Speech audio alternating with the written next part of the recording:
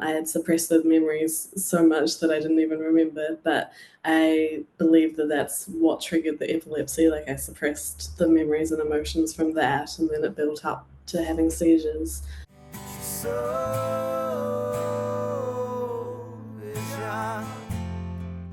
Hey, everybody, I want to welcome everybody back to another episode of Soul Inspired.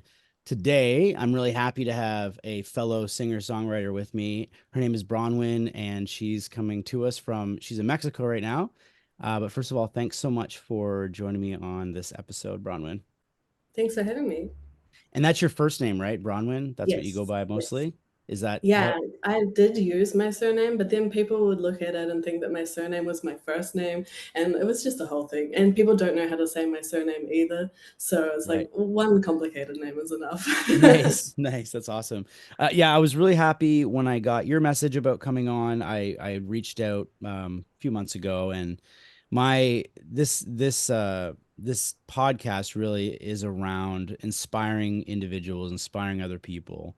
And I have a strong spiritual connection, and we can get talking about that. This is going to be a really interesting conversation, but a lot of the episodes on this podcast go in the direction of near death experiences. People who've passed away, come back, had, traumatic events and had to kind of overcome them, things like that. So it's a little bit different when we talk to another, musician, because that's what I've been my whole life. So I'm excited to kind of hear your story.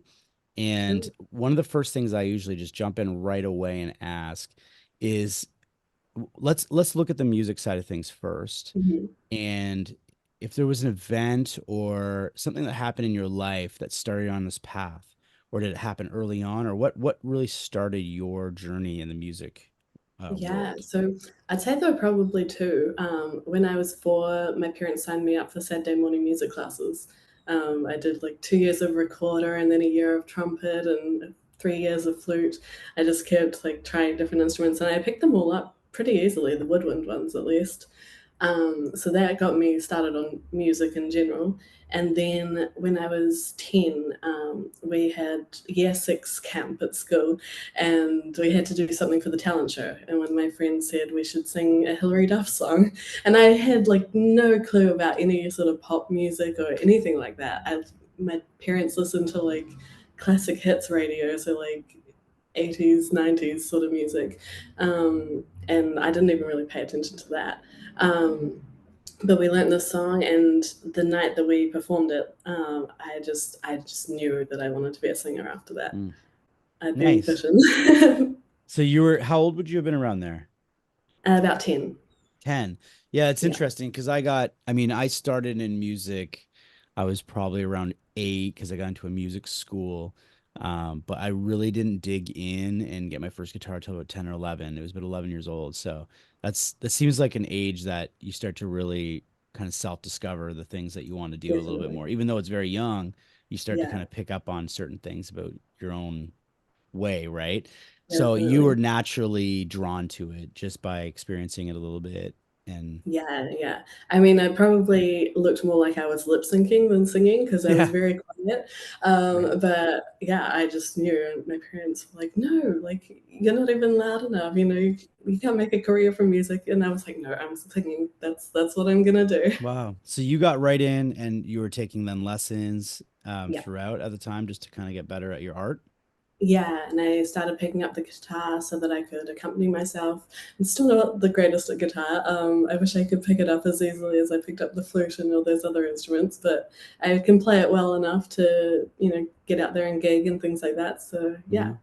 And that's a huge thing. I mean, I run a music school and I've been coaching now for over 10 years. And Mm. the biggest thing that I try to tell my students that are taking guitar and singing is it's great to be a great guitarist. And I mean, Mm. I was fortunate enough to learn from a really great guitarist when I was young, and I kind of self-developed on my own, and I got better at guitar.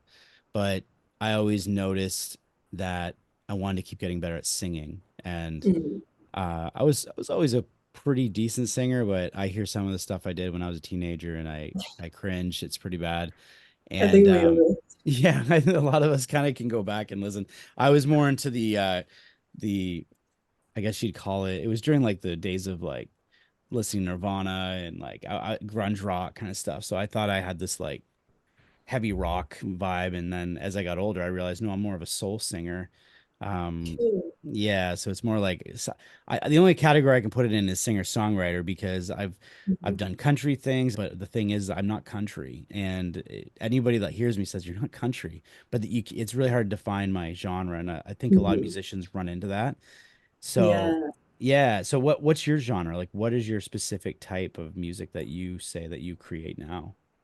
Yeah, I usually say country pop. The new music that I'm working on, it does kind of still fit into that, but it's yeah, more like indie singer-songwriter um, Right. vibes from what my previous music was. When Yeah. did you do you write your own music then as well? Yes. And Yes. when did you start writing music? I think like ever so slowly I started about the same time I started singing. Maybe it was a logical like I want to sing, so I want to write my own music, or maybe it just happened naturally around the same time. I'm not sure. Right. But yeah, So so when you quite a were while. really so when you were quite young, you were writing Yeah. already. It's Yeah, yeah. interesting because I at that age as well was writing. I started writing, but the first song I ever wrote was called Alone.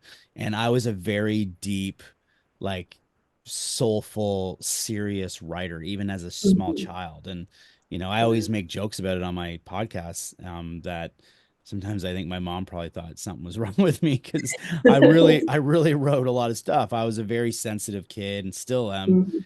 And Old so soul. yeah, yeah, that would be the best way to describe it. Even as a kid looking around, I remember I'd look around at other kids and wonder why they're being mean to each other and like things that Mm, most kids don't think about. They just do yeah. it. They just join in on the fun of being mean. But I would be like, oh, why would you do that? Like, and I wasn't Mhm. what you'd consider a geek or anything like that. I was kind of like this like black sheep kind of Mhm. watching everything, but I'd be friends with everyone, but also Yeah, wanted my space. I don't know if you can relate to that at all. definitely. Yeah. Yeah. Isn't that interesting? I mean, I think a lot of musicians, because we're so artsy and we have that old soul in us that's just it comes so natural that we can't Think so. quite fit in the same way. Yeah, yeah, Yeah. definitely. Yeah. And there might be other people that aren't in music that feel that way as well. But Mm, I definitely find it, I see it a lot. I see it a lot in my students and the people I teach. yeah. So that's great. So you've been doing music this whole time. Now, do you do this kind of on the side of other work as well? Like it's kind of like a part-time thing that's always been going, or are you At the full-time moment, touring or yeah, at the moment, yes, it is just part-time. Like before the pandemic, I was doing it full-time, and then the pandemic kind of killed off all the cover gigs. And we can then we can talk about that too because I yeah. I haven't had the a conversation about that. And but I'd Okay. like to actually jump in on that in a minute. But so Yeah. you're doing this part-time at this point? Yes, yeah. Here in Mexico, I've just been doing it online really. I haven't even really been focusing on it that much either. I had writer's block when I came here, so I just needed a change of everything and a break. And now the songs are finally starting to flow again. So Wow.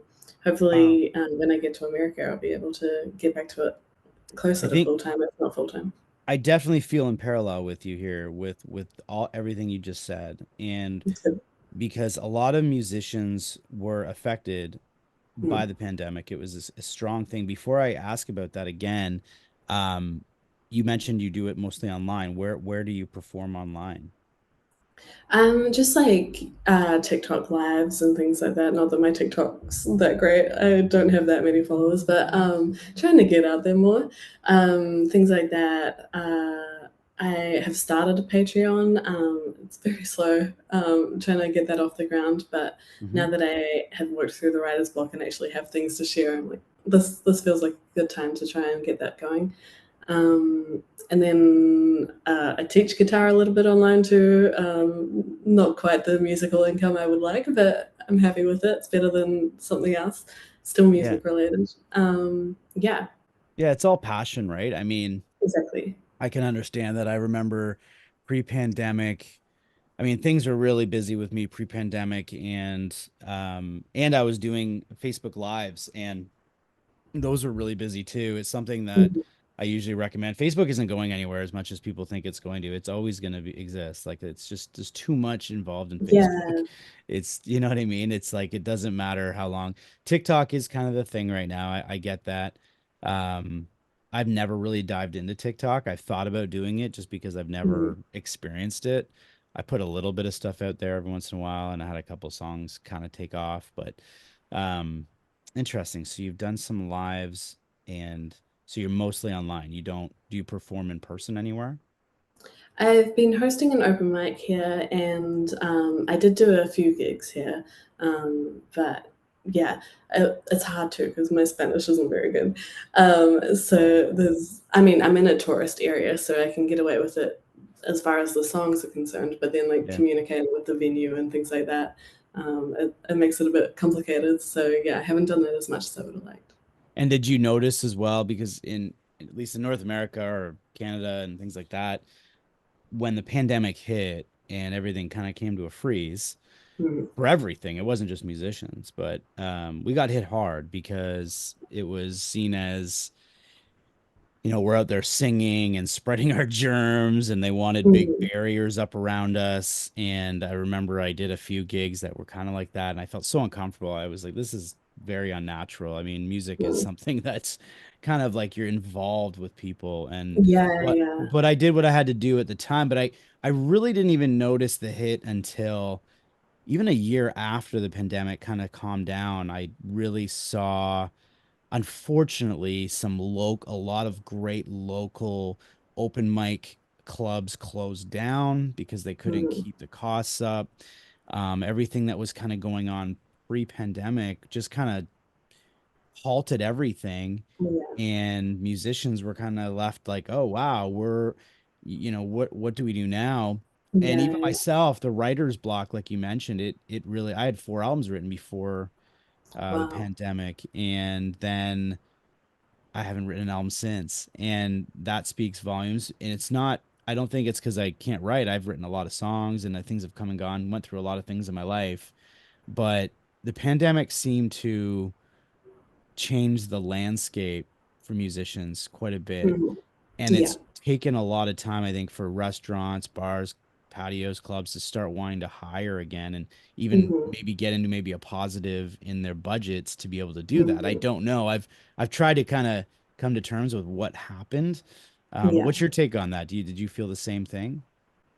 Yeah, so I was in New Zealand still, when the pandemic hit, and yeah, like my hometown, there was a few places I played, but a lot of them were quite small too. So they're like, everyone has to cut back on how many vendors, like, yeah, how many people they're allowed to let into the venue, and then it's like, oh well, if there's only 10 people in there, it's not worth having music.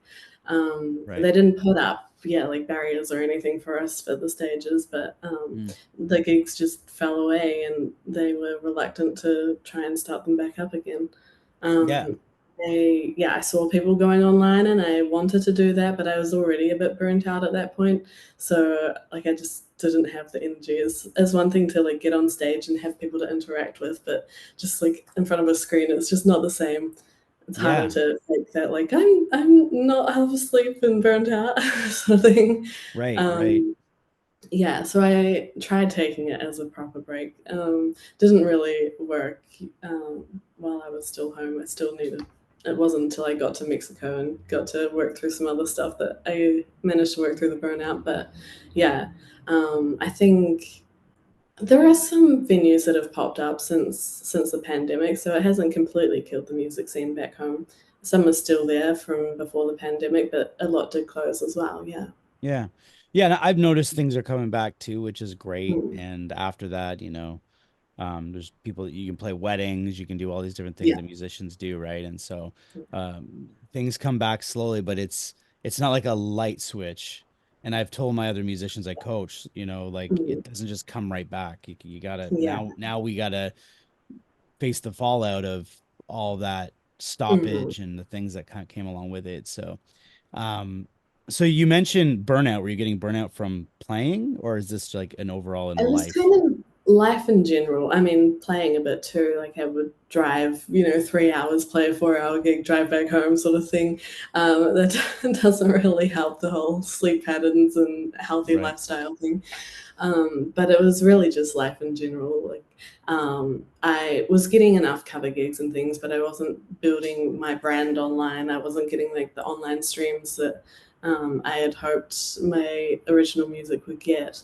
So that was kind of defeating in itself, and it just felt like I was hitting a wall. And Here's a question for you. This is something for the musicians listening out there. I've noticed I've noticed with me with a lot of artists that there's a struggle they run into, and I've never talked about this, but I'm going to bring it up. And mhm, the struggle is to find their purpose often in that because music is it's their main thing. It's what they mhm, love the most. A mhm. lot of musicians and artists find it difficult to go and find that day job, to do Yeah, that regular job that is available that a lot of mhm, people would actually appreciate and have and yeah, get involved with. And so, do you, what have you done to overcome that? Like, do you find work that you enjoy outside of being a musician, or is the to earn a living, to live, to have a mhm, roof over mhm. your head, like, is that really important to you to really do well in that? Like, I'm just wondering where you sit with that because I don't often ask people that.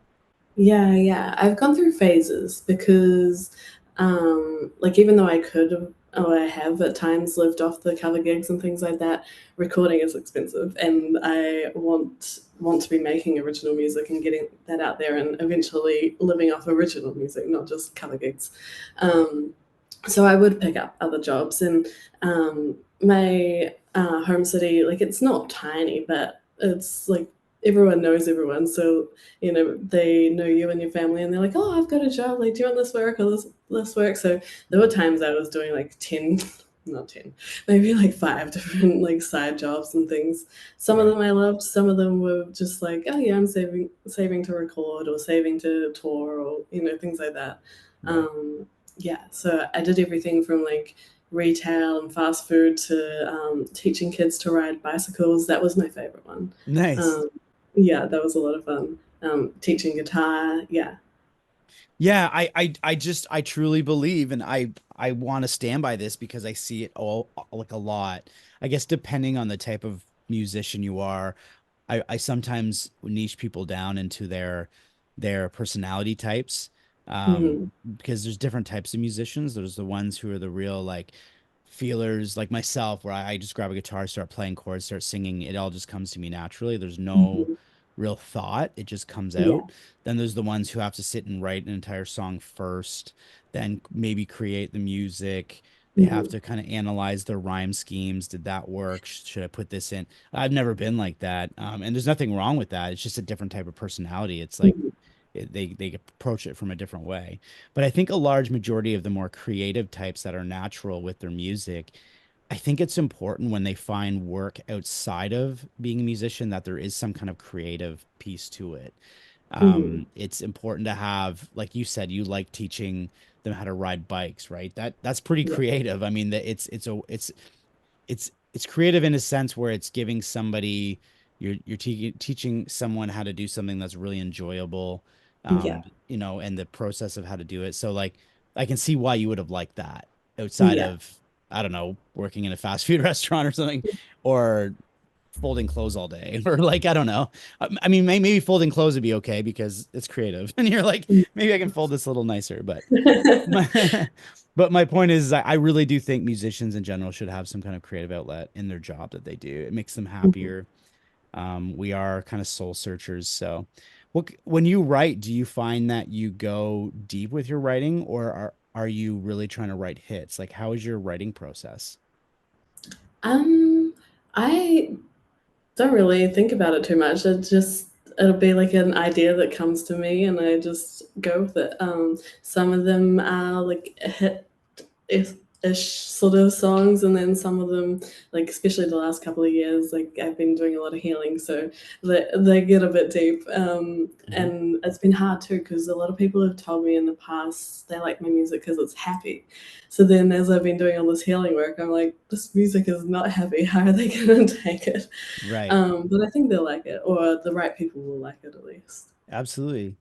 A lot of my music has never come across as happy as well. It's very deep and Yeah. serious stuff. And Mm-hmm. there is something that happens within us as musicians as well, where we think, "Oh, I got to write something happy," or it's like everything sounds so depressing. Like, but you have to Yeah. realize I had a someone on on the podcast recently, and I'll be her episode will be coming out shortly. But she said something that was really, I took it. I think every musician could take this in a really positive way. And it was basically saying that because we were talking about emotions, we were talking about healing and being having the ability of feeling and how people struggle with that a lot and they internalize Mm-hmm. and it can create issues. Mm-hmm. And musicians and artists who write music, we have a very powerful job in that we can create the energy in a song that Mm-hmm. someone can listen to and allow, and it gives them allowance to feel what they've Yeah. been holding down. Mm-hmm. So yeah, everything could sound sad, but it's amazing what the impact can be because you're expressing and you're then releasing the song and giving someone else courage or the ability to feel that what they may not want to feel. So Mm-hmm. Exactly. I'm always saying like, okay, you make a fun song, but whatever comes naturally is the best. So that's great. Yeah, That's awesome. Have you definitely. created any singles or albums or anything? Or are you just in the midst of doing that kind of thing?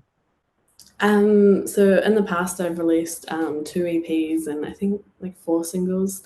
And then at the moment, I'm just working on the first new single. And yeah, I have like four songs that I'm thinking will be an EP. Maybe there'll be more. Not too sure yet, but yeah, that's what I'm working on. I come from the old school approach of like full albums. One of my albums Mhm. had 17 tracks on it. And if I look back now, I'm like, I have like over 50 songs. I could have done like 50 singles. And it seems like we're in a time where people do singles first. Yeah. I think our attention spans are a little different than they were 15, 20 years ago, where Oh people hear yeah. one song, they're good with just the one song. They don't need to hear another Mhm. 12 songs. So, is that kind of the where you stand with it? Just working on a song, getting it really good so it's more of a single, or do you want those album type things? I would like to do an album, even just for the sake of saying I have an album. I don't know. Right. I do love when artists release albums, but I just don't. At least at this point in time, I don't feel like I have enough of an audience to justify the costs and everything of it. Um, Yeah. yeah, it'd be much better to just focus on a song and try and get that out, and then release another song.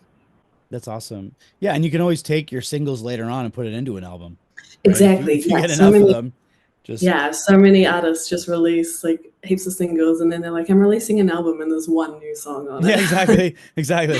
The other 12 are all their singles for sure. Yeah, yeah. When you're writing, do you generally use an instrument? Do you use a piano or guitar, or do you just sit there and write it a cappella? Yeah, I like normally the lyrics come to me with a bit of a melody. And then I sit down with my guitar and I'm like, okay, what chords does this fit with? And go from there. Nice, nice. Let's jump over a little bit to some healing stuff because I know when I first heard from you, you you've overcome some things or you're still, I don't know if you're still dealing with it. I don't know what the Still a little status bit. is. Yeah. Yeah.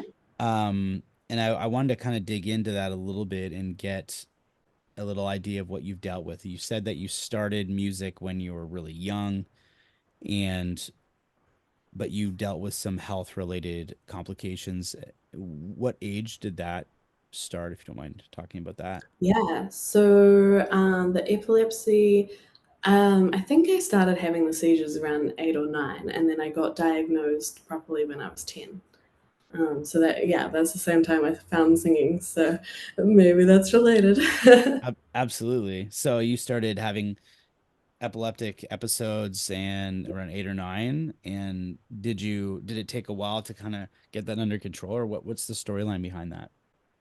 Yeah, I don't remember like how long we were going to the hospital and getting tests and things, but there was a few times that I would, yeah, have a lot of hospital appointments and tests and things like that.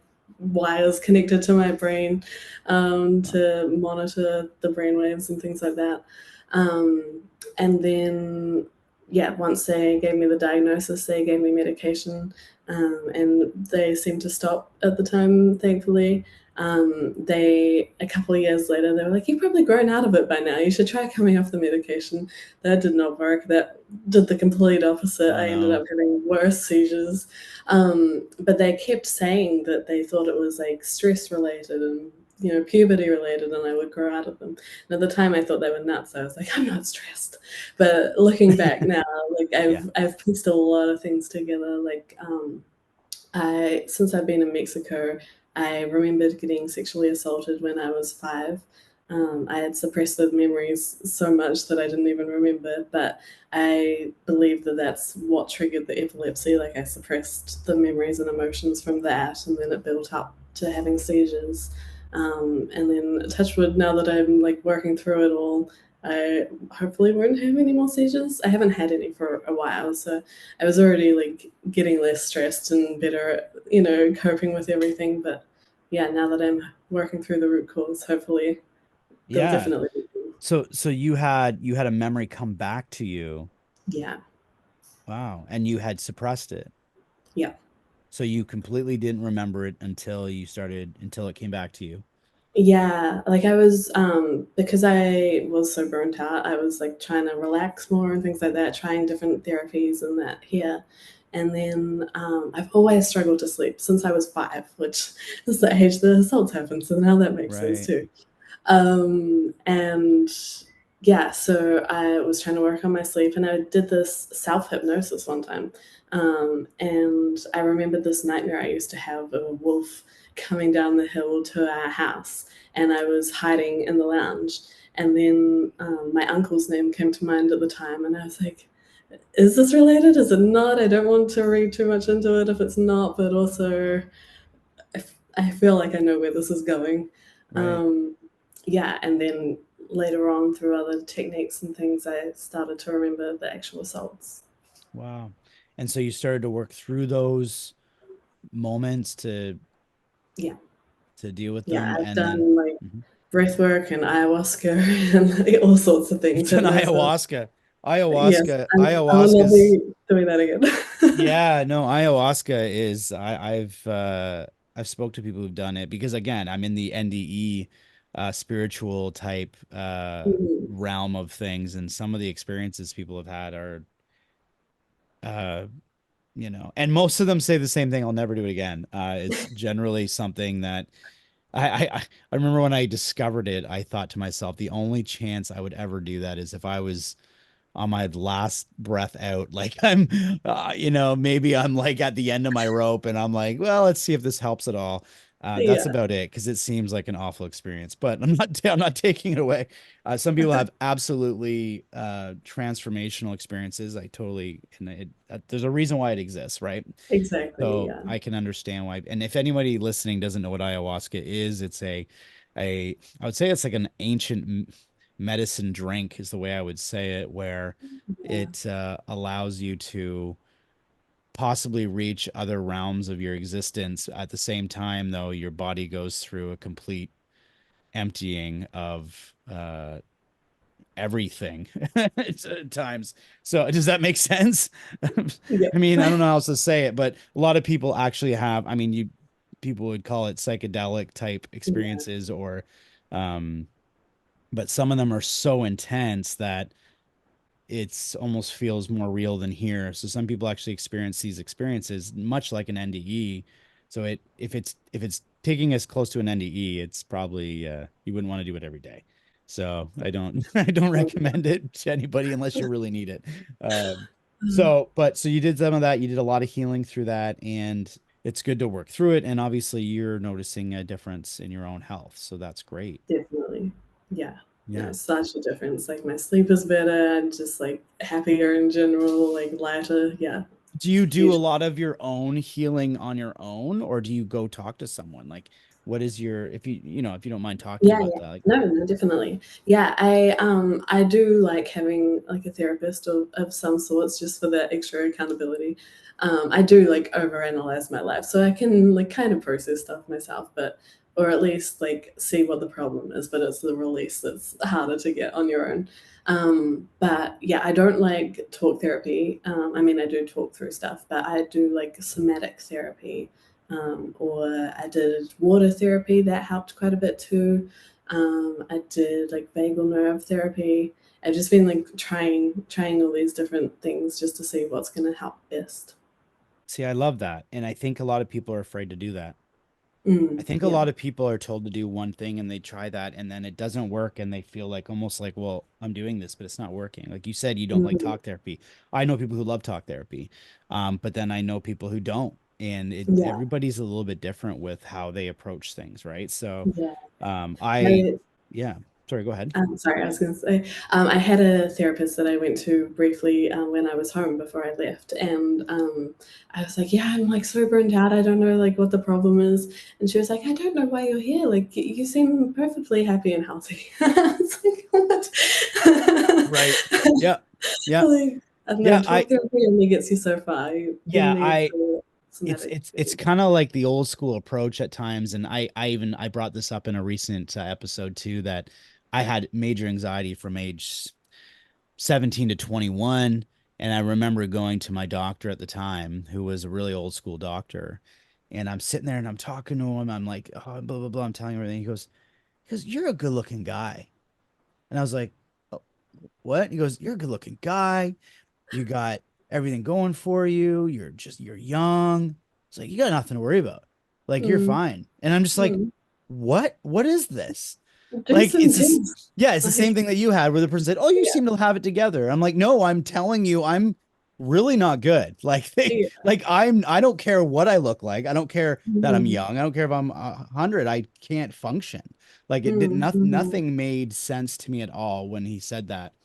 And it set me off on this really weird path of like, okay, he told me that I'm young and I can live my life and I've got all these good things going for me. So what is wrong with me? It actually made me Mm, feel like worse. It made yeah, me feel like then yeah. I'm not If appreciative you're of just what I making it have. all up, like, Right. Yeah. Like this is just, complaining. yeah, I just want attention apparently. Yeah, yeah. So I was like, hey, something's not right. So it took me a while until I finally found the right people to talk to and counselors and things like that to really Mm, start to work through what was going on. yeah. So I'm a big believer in talking to someone if you need to. I think Mhm. it's really important. So, and reducing the amount of stress you have in your life because it does lead to the ailments we have. Um, Definitely. I'm going to ask you a question about the epilepsy, if you don't mind. Mhm. Yeah. I'm assuming you've had a number of occurrences with seizures, then, if Mm. you, right? Have you had any like odd experiences during those moments, or do you usually just black out, or what is the experience like? Yeah, so initially, they started off just in my sleep, which was weird.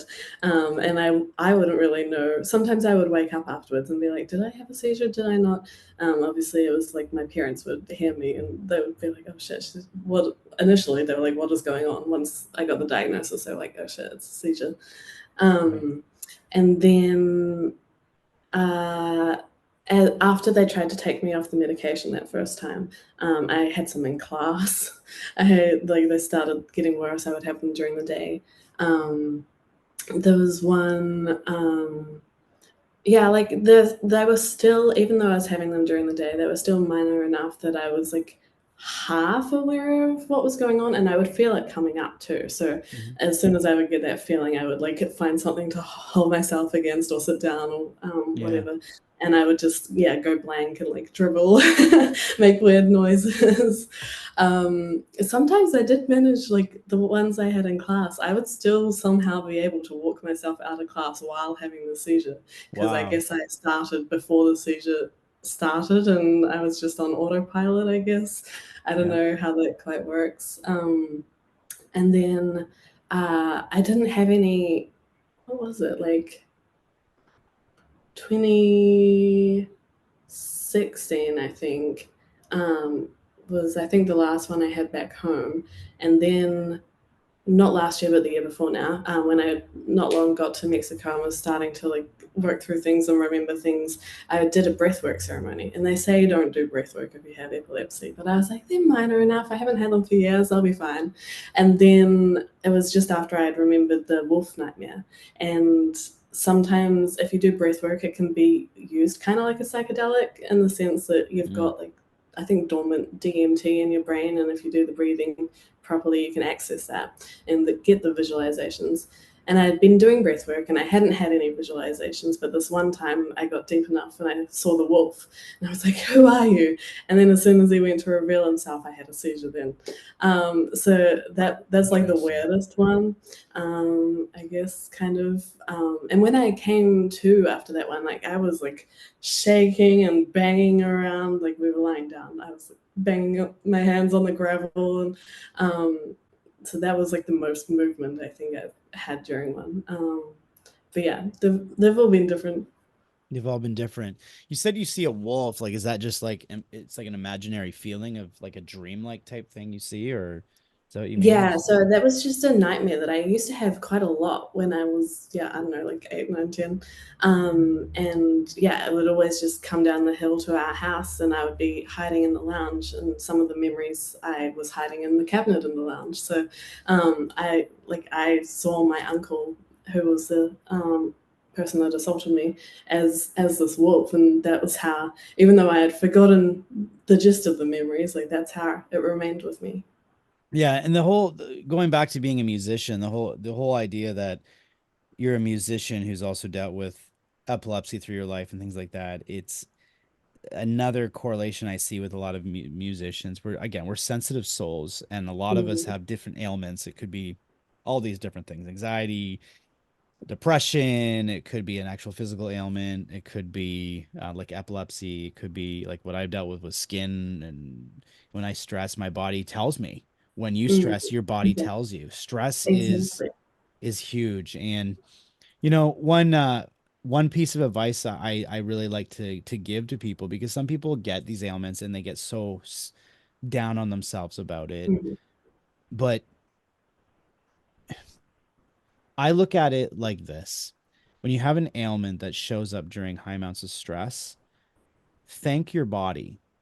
And I know that yes. sounds ridiculous, but say to yourself, thank you for showing me that I need to clean something up. Thank you Mhm, for showing up for me to show me, because I think there's a lot of people in this world that don't have those things and they have a massive heart attack out of mm, nowhere. mm.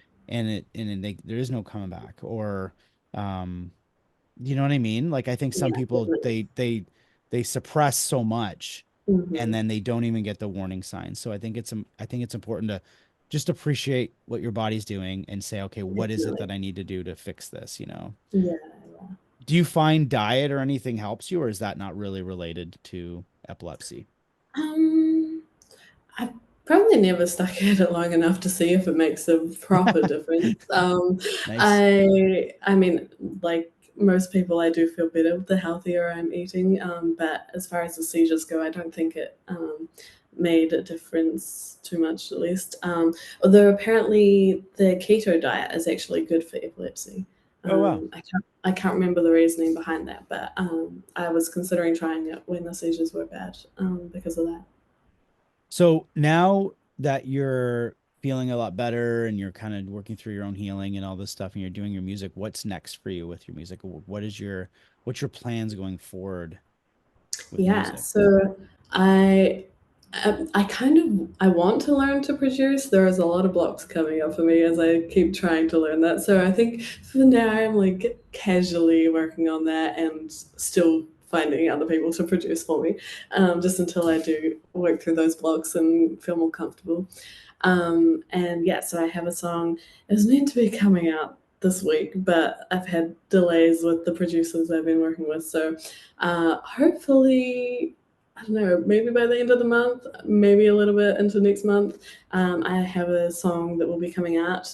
It's I met someone here actually. He is about to start this Saturday walking barefoot the length of the USA to raise awareness for men's mental health.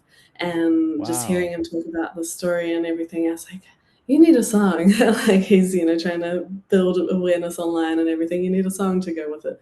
And I'd never written like that before. It's always like whatever comes out of me, but I've never sat down and gone, this is what I want to write about. So I wasn't sure it would work, but I really love the song that I came up with. It's called Believe in You.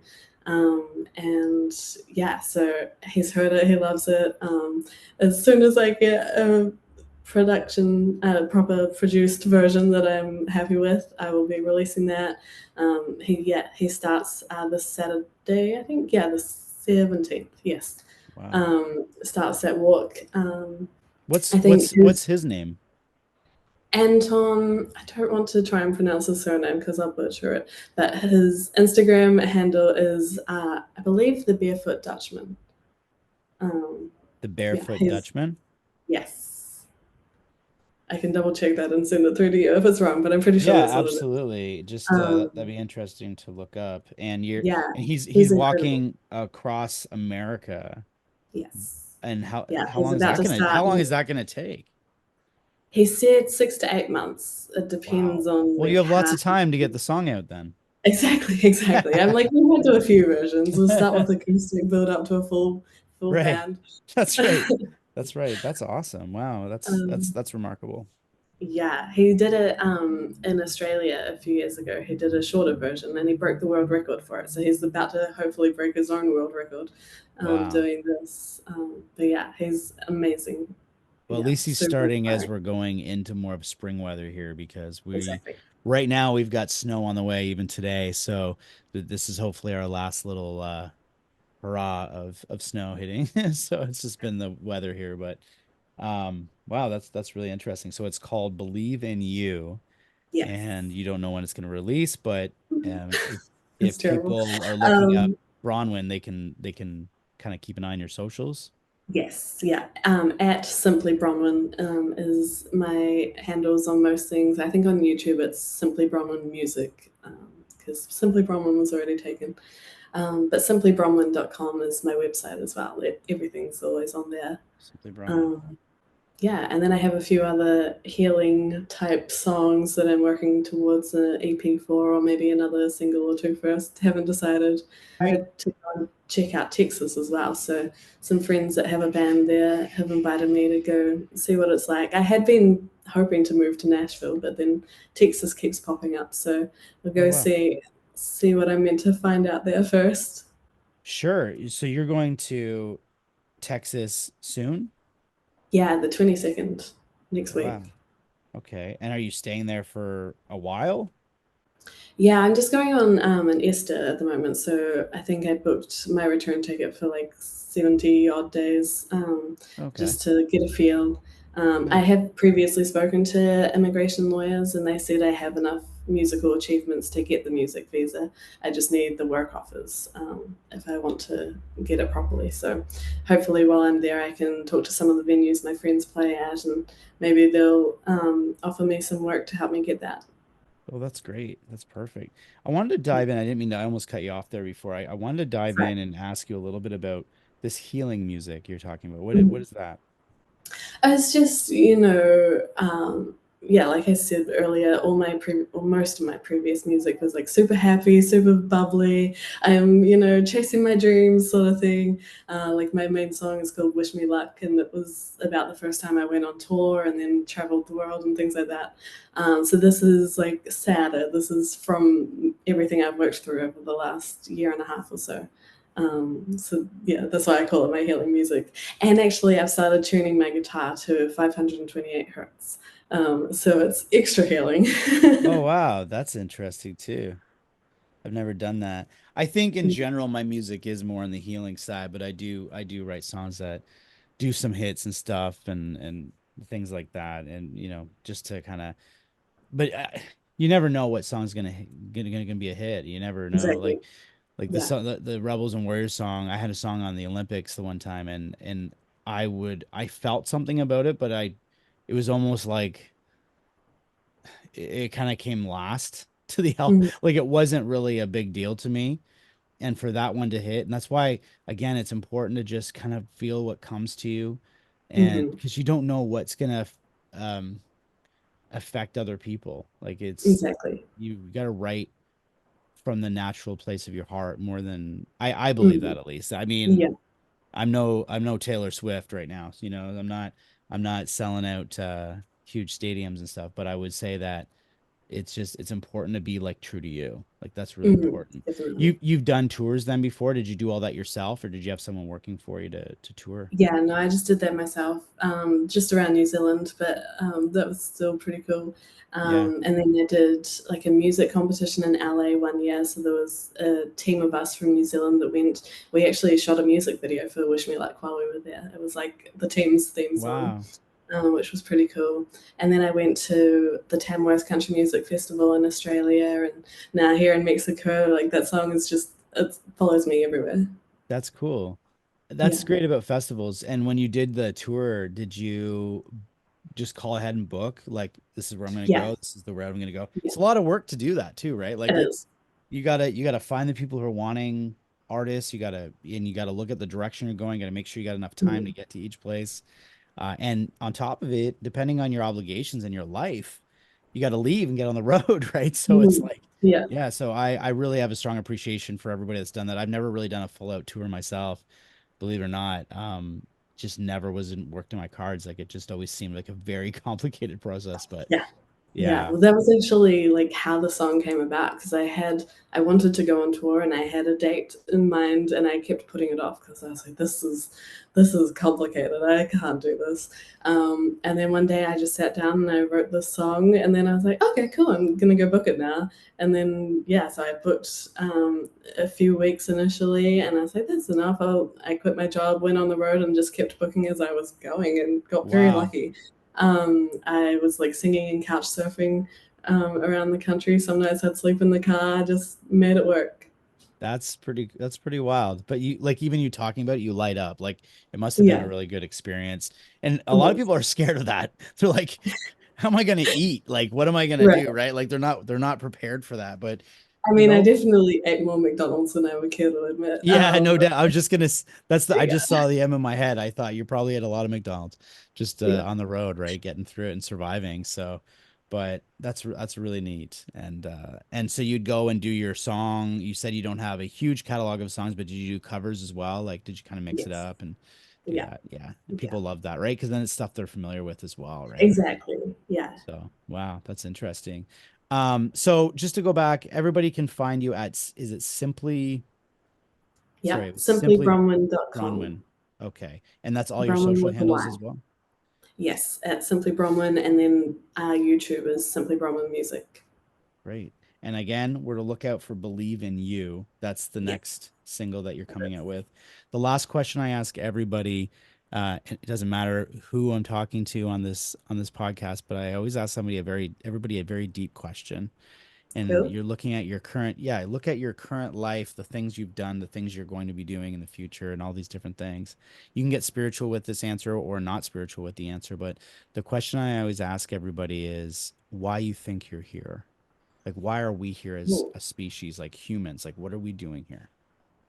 Damn. Mm, To experience everything, the good, the bad, like feel all the emotions. Yeah. to I don't experience. know. Exactly. Yeah. That would be the thing that would come to you. I think so. Yeah. Yeah. Yeah. The good and the bad. I like how you said it like that. Didn't you just say that? You said the good and the Yeah. bad?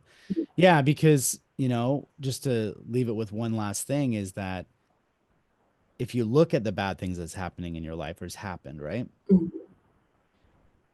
It's hard to see at the time, but it shapes who you are. Definitely. Oh my gosh, I would be a completely different person if I hadn't gone through all that crap when Right. I was younger. Yeah. And it makes the good times that much better. Absolutely. It makes you appreciate it, right? So, Exactly.